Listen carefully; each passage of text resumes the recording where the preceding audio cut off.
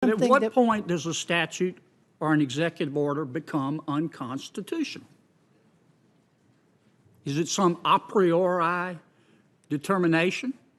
It becomes, telling you what I'm getting at, and I don't mean any disrespect. Who appointed you to the United States Supreme Court? I was appointed. That determined, isn't it a court of final jurisdiction decides what's constitutional and not? In fact, aren't most acts of Congress presumed to be constitutional? They are presumed, but they're not always constitutional. And no, of course, I was not on the Supreme Court. And I can tell you, Senator, look, we really wrestled over this decision. I personally wrestled over this decision. Hey, everyone. Welcome to Capitol Insights. Today, we're diving deep into a fascinating Senate hearing that had everyone talking.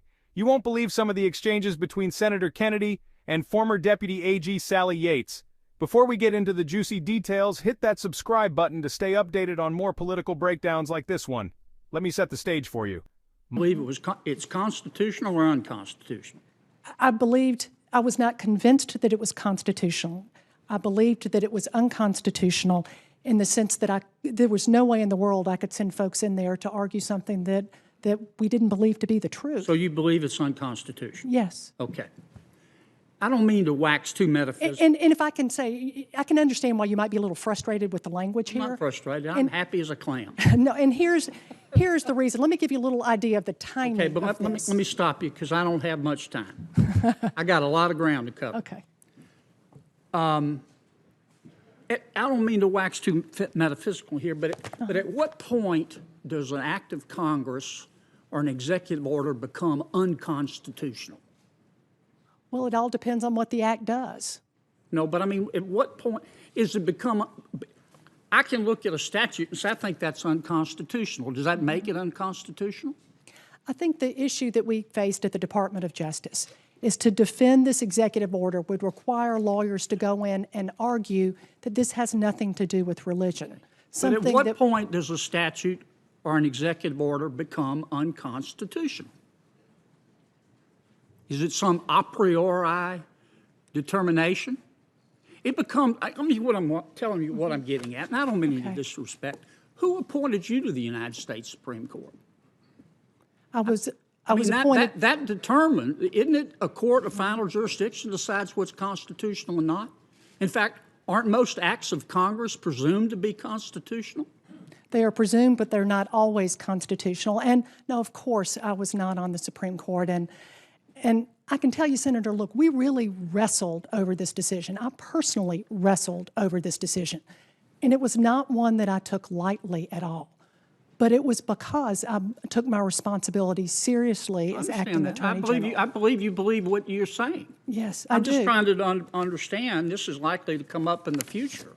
Well, at what point does an executive order or statute become unconstitutional? When I think it's unconstitutional, or you think it's unconstitutional, or a court of final jurisdiction says it's unconstitutional?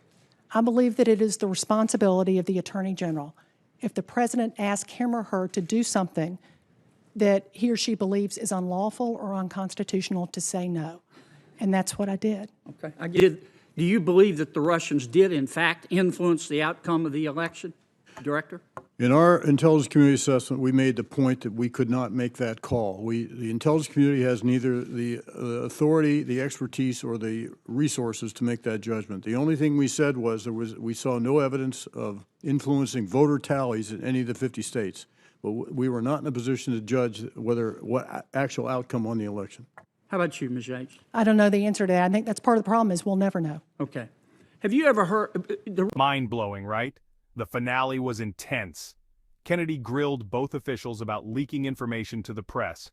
Both Yates and Clapper acknowledged doing background briefings with media, but firmly denied leaking any classified information.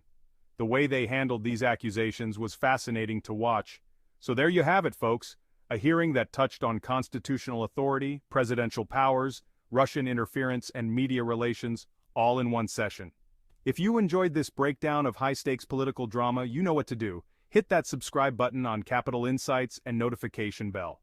Drop your thoughts in the comments below. What do you think about Yates's stance on constitutional authority? See you in the next video.